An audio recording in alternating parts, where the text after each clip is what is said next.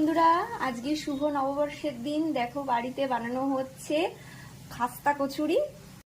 দেখো কচুরিগুলোকে এবারে গরম তেলের মধ্যে ভেজে নেওয়া হচ্ছে। অবশ্যই জানো তো, এই কচুরিগুলো ভাজবার সময় গ্যাসের ফ্লেমটাকে একদম লো করে রাখতে হয়।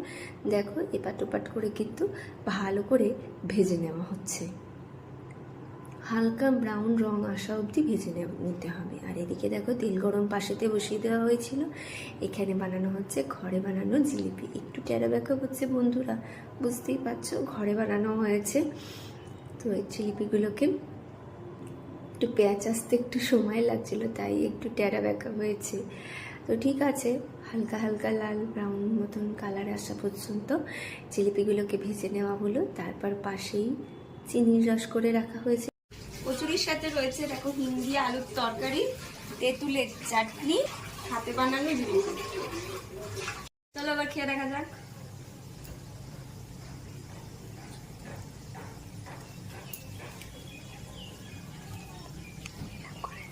দারুণ হয়েছে বন্ধুরা, নববর্ষের দিন কিন্তু দারুণ টিফিন সকালে।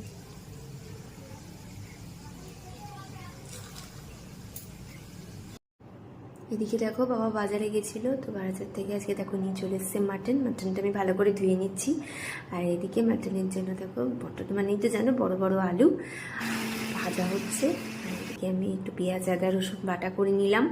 মাটনটাকে ভালো করে ম্যারিনেট করে নিচ্ছি। হলুদের গুঁড়ো, লঙ্কার গুঁড়ো, ধনের গুঁড়ো, জিরের গুঁড়ো, নুন, সর্ষের তেল, পাতিলেবুর রস, সমস্ত কিছু সব রকমের মশলা দিয়ে ভালো করে হাতের সাহায্যে মাটনটা ম্যারিনেট করে আমি খানিকক্ষণের জন্য রেখে দিয়েছিলাম। এইদিকে দেখো পেঁয়াজ, টমেটো, ক্যাপসিকামটা কিন্তু বেশ ভাজা ভাজা হয়ে গেছে। আর ওই ম্যারিনেট করে রেখেছিলাম যে মাটনটা, ওটা কিন্তু এর মধ্যে দিয়ে ভালো করে মিশিয়ে নিচ্ছি।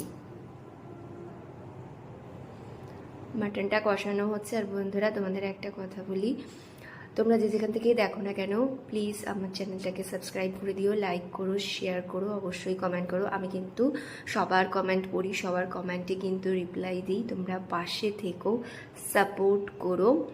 দেখো এদিকে কিন্তু মাটনটা আমার কষানো কিন্তু হয়ে গেছে। কত সুন্দর তেল রিলিজ করেছে দেখো বন্ধুরা, কি দারুণ দেখতে লাগছে। মাটনটা কিন্তু কষানো হয়ে গেছে। এবারে আমি দিয়ে দেবো প্রেশার কুকারে দিচ্ছি এই কারণে, কটা সিটি করলে কিন্তু মাংসটা দেখো কত সুন্দর গলে গেছে। আর পাশেই দেখো বানানো হচ্ছে কিন্তু মাটন বিরিয়ানি। আমরা সব কিছুই সেদিনকে সবই বাড়িতেই বানিয়েছিলাম। সব